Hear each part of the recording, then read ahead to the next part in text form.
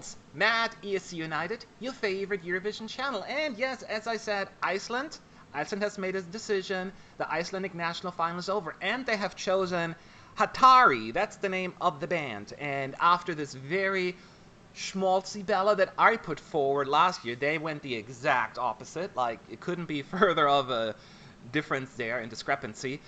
They went with Hatari, which is, can I say, visually stimulating? They definitely switched it up. I don't know, but I would love to hear from everyone and see how they feel about Hatrið mun sigra. I think that's how you pronounce it.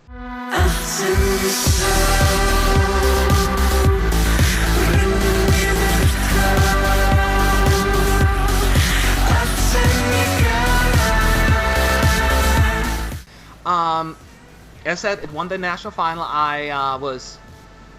It was clearly a fan favorite. The question is, even though it's doing well in the betting odds right now, is it doing well with us? Let's talk this through. I'm going to start with you, Robert. Share your thoughts.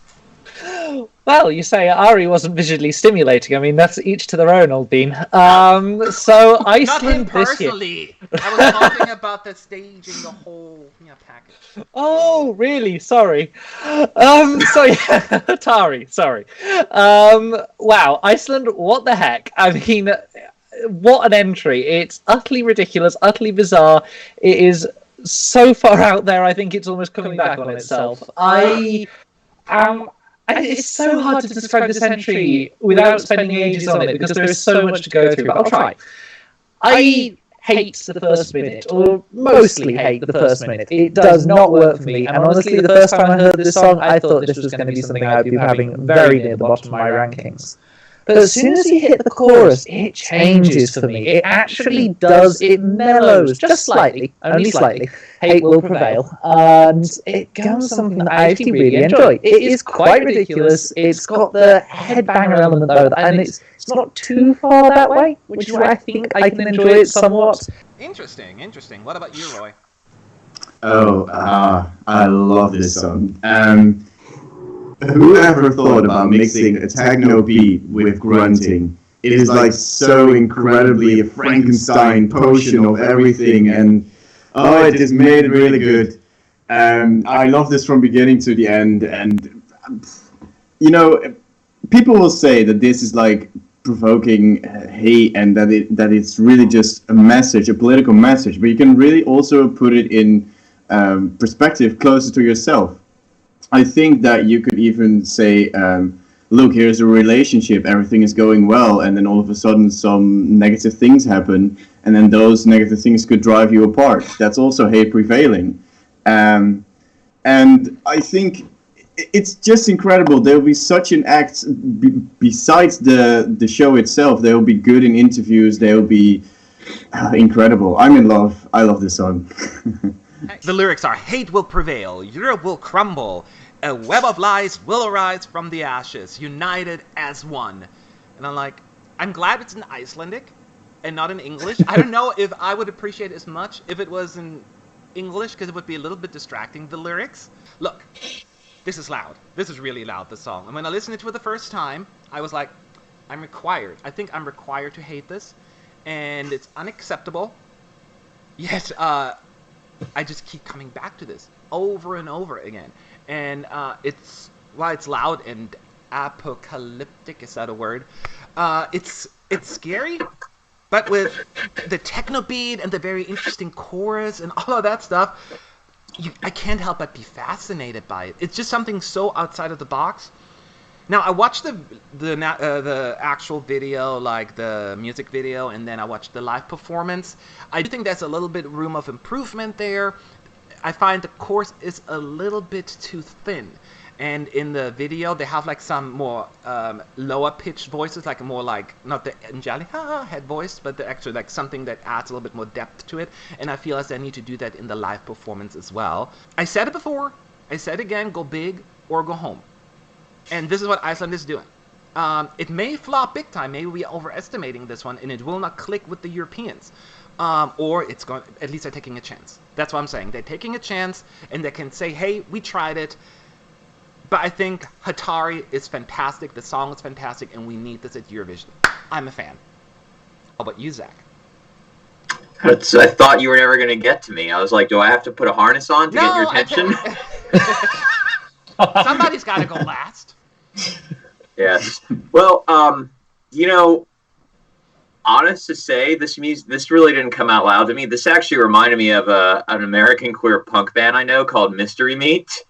And when I first heard the song, I don't know how I discovered them, but the lights went out again. Another sign. This one's good because it's dark and spooky. I loved it. I think it's actually kind of edgy. It's different. It's total other end of the spectrum from what we got last year in Iceland. I will say I fear the jury's not getting it, and the saving grace is probably the chorus. So I'm actually curious to see what I try not to listen to a group's other music for Eurovision, just to not get any expectations or ideas. Mm-hmm. So I'm curious about how much both vocalists are utilized in their other non-Eurovision music, and if there is some sort of, in the words of our former president, strategery used to help make it a little bit more accessible for Eurovision, because I think the chorus is very Eurovision friendly, and then the key change itself, I mean, that's just like, I think that's just like a wink and a nod. I almost feel like they're pooping on Eurovision itself, just the very idea, by doing things that are kind of a wink and a nod for the super fans, but almost in the same way saying F you to them as well. It's not a blatant pointing the middle fingers like a certain band did a couple years ago during the live show, but it's one that's kind of like, that goes with their flow, but is still respectable, I think you can say. Yeah, it's such a fascinating entry, and I'm really curious to find out how everyone rated this one. As I said, it's very polarizing. The question is, for the four of us on here, is it polarizing? Do we all agree or not? So let's see what your scores are. I'm going to go with you first, Robert. What score did you give it? So, as I said, I did not enjoy the first minute. It's too much grunting. It's too much of the depth. It's too over the top for me. So, it's obviously going to lose a few points for that. However, as I say, I really enjoy the rest. So, I'm putting this in the category where I've put other flawed epics at Eurovision for this year, and I've given it 7 out of 10. All right, 7 points from Robert. Roy, go ahead. I think that this is a really good song, of course, and I will say that I was also a little disappointed with the vocals live, but it's still amazing, and I gave it an 8.5. All right. Well, interestingly enough, I mean, I have nothing to add to what I said already. It's a love it or hate it with Iceland in this case. It's very polarizing. I am very supportive of the song, just for the balls that they bring to the table. And yes, I agree with at the beginning. I mean, the grunting thing, there's very little musicality to it, but that is part of the song as well. But overall, just for being so different and daring, I agree with Roy, 8.5 from me as well. So, Zach, what's your score? I disagree. I think there is musicality in the death grunts, and your ears are just not professionalized enough to understand and appreciate that music. This is why it's the expert panel. I can't wait till I hear what you think about the white. What is it called? The white voice from Poland. Oh, you'll find out. Yes, in another video. Video to come. Stay tuned. Subscribe. Go ahead. Yes. Unless this video comes after that video. Either way, I give this song an 8. Is it my favorite song out of the 41? By far means no, but is it a song I enjoy and will enjoy? Yes. All right, there you have it. I would say this is overall a pretty good result from the four of us. The question is, did the rest of the team agree with us? Well, let's find out. There's 16 other people that can screw this up. Exactly, and they kind of did. So the overall score it's still not bad. It's still good. It is 7.13. Anything over 7, I mean, that is pretty impressive.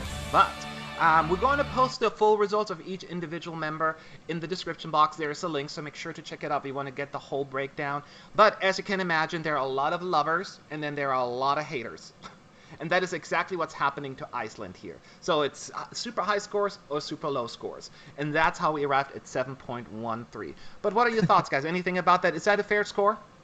I'm the man in the middle. That's almost exactly my score. It also means I'm the only person out of the four of us who rated it below average for the team. Oh, Yes. that is true. You did rate it. Just. So yeah, Well, I think that's a honestly- good score.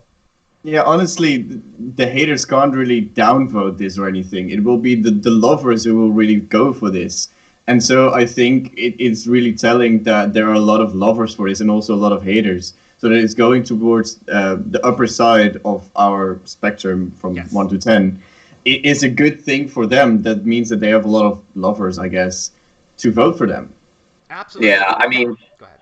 is this song going to win Eurovision? I don't think so. Reykjavik has another year to figure out where to host Eurovision. But I think it's a song that's going to hopefully get them back to the finals for the first time since 2014. Yeah, I think so too, actually, and I agree with everything that Roy in particular just said. It is true, and I keep saying it in my video, so people are probably tired of me saying that, but it is true that you don't need to worry as much about the haters, right? And haters, we use a loosely term, of course, critics or whatever you want to call it. You're allowed to hate a song, but you cannot vote against a song. This is not like Big Brother or Survivor. This is, Eurovision. You vote for your favorite songs. Think of, and I'm not comparing the songs style-wise, but Netta's Toy was very polarizing. So many people loved it. But you remember how many people were so critical of that one. But they don't matter because you cannot vote it out or vote it against it. You need people to feel strongly about your song when they love it. And that is what Toy does. And I think this is what Iceland can do as well here. So I'm not counting it out. Do I think it's going to win? Probably not. But I do think it's going to do better than some people expect. It comes down to whether or not the juries will have an appreciation for it. That's all I'm saying. Any other Hate will thoughts? prevail.